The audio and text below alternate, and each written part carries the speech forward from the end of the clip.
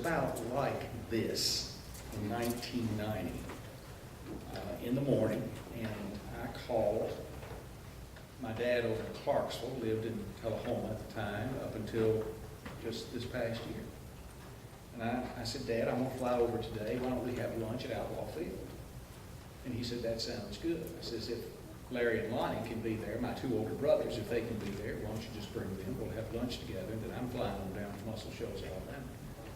I was trying to get some time in for some instrument work. And so I went out to the airport there in Tullahoma and pre-flighted the plane and took off. And since I knew the wind direction, I knew that most of the planes that were coming into the ceased traffic space there at Nashville, that they were coming from the south and would be, possibly in my line of flight going on to Clarksville. So I skirted around up toward Lebanon and kept my altitude relatively low, so the big planes coming up out of Nashville, I would not be bothering them and could be well under them. And that's what I did. And it was a beautiful day, just like today.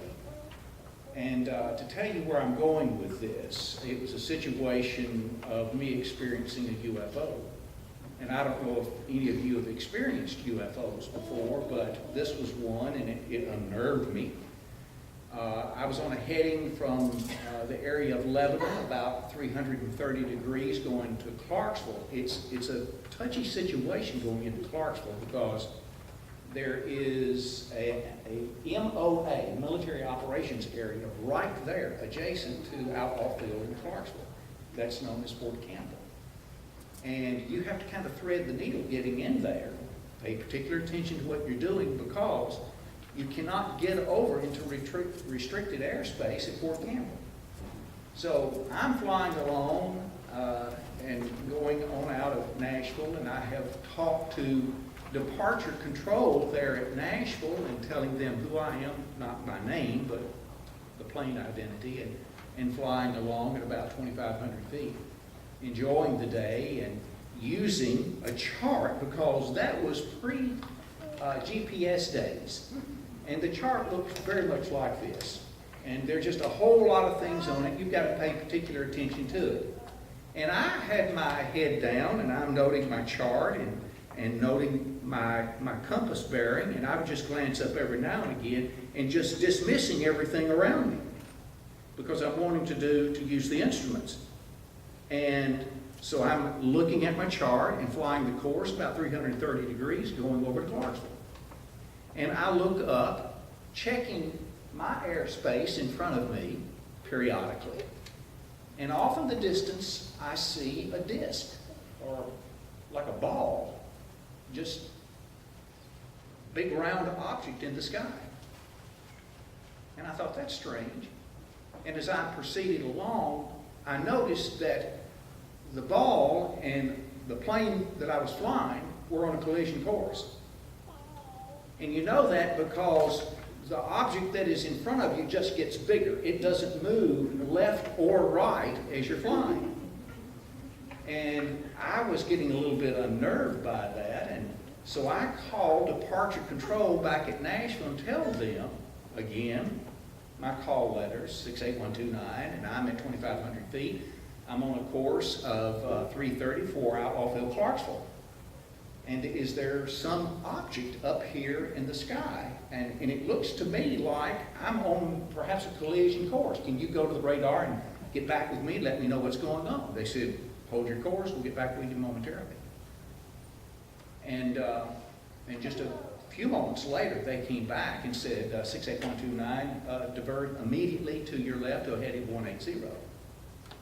So I bear off to the left because apparently I was on a collision course with a UFO. And that really troubled me. And so I'm doing exactly what they told me to do. And as I get to the side, I'm able to get a completely better view of the UFO. And what I saw was this.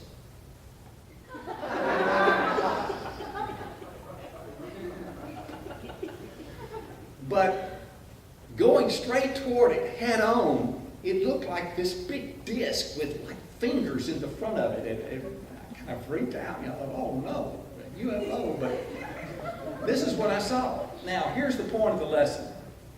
I'm flying a course to Clarksville that was 330, but I'm no longer flying that course. And this is all I've got. It's just a chart. And I've used a little compass thing and have got it all laid out before the days of GPS. And now I'm going due south 180 degrees, and I don't have a clue as to where I am. In fact, I'm lost. And it's a very unnerving thing to be a couple thousand feet above the ground and you don't know where you are. So I called Nashville Departure Control again and I said, I'm 68129. I don't know where I am. I'm lost. Can you give me a heading to Clarksville, Outlaw Field? And they did give me a heading to Outlaw Field in Clarksville, which was totally different from the 330 that I'd originally been flying.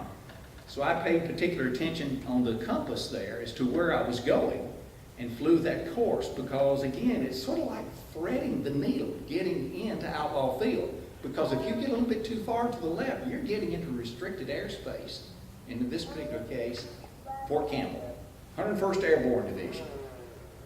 So I made my way in. I got there safely. Dad and I had lunch, and I departed a little bit later and went on to Muscle Shoals, Alabama, and then later came back into Delaware. Now I'm saying all of that to say, it certainly is possible to know where you are or think you know where you are and be lost. Sometimes you can know exactly where you are and you can still be lost. And that seems like a contradiction of terms, but it really isn't. Because there are a lot of people that know where they are and may not realize the dire circumstance that they're in. The writing of Luke, the 15th chapter. This beautiful story that is presented here of a lost sheep and a lost coin and a lost boy. And Luke presents it in such a beautiful way that we're able to see that there are certain situations that arise in the course of life that we can lose things. And sometimes the things that we lose, they may not be that important, but they were ours. It was in our possession. And we wonder, what did I do with it? Where is it? And perhaps we want to find it. And there are situations like this boy that was lost. And he finally came to his senses and recognized that he was lost and he was in a dire circumstance, and recognized that real salvation was with the Father. I don't know where you are spiritually. I don't know you well enough to know where you are, and it probably wouldn't make a lot of difference anyhow. You're the one that does make the decision. You have to call where you're going to spend eternity. But I can tell you one thing. This won't get you to eternity, but this GPS will. This is man's global positioning system. Surefire, absolute, positive. And it more than triangulates our position here on earth. It lets us know exactly where we are in relationship to our Heavenly Father. I don't know what your situation is, but God does. And perhaps you do. And if it's not as it ought to be, you need to tune in to God's GPS and get yourself lined up with Him so that you can make the destination. You can arrive safely. And He's provided His Son as the one that pilots our ship of life. If you're here this evening and there are special needs that you have, we're going to sing this song as an encouragement that will help you to make the decision that will be the most important decision that you can ever make in life. And that is to give yourself to Jesus the Christ, our Lord and Savior. Would you come as we stand and sing?